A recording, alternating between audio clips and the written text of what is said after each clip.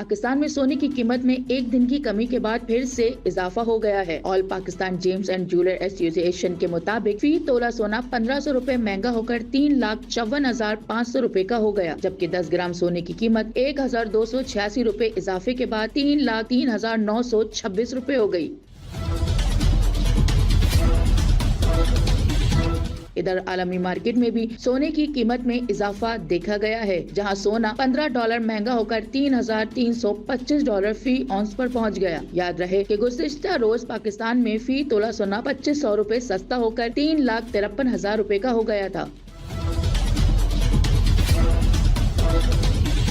पाकिस्तान में सोने की कीमत का तयन अब भी आलमी मार्केट से $20 फी ऑन ज्यादा रेट पर किया जाता है, जिसका फैसला गुज़िश्ता बरस मुतारिफ करदा नए तरीकेकार के तहत किया गया। सोने की कीमत में ये उतार चढ़ाव सरमायाकारों और खरीदारों दोनों के लिए मोहताज फैसलों की याद दहानी है।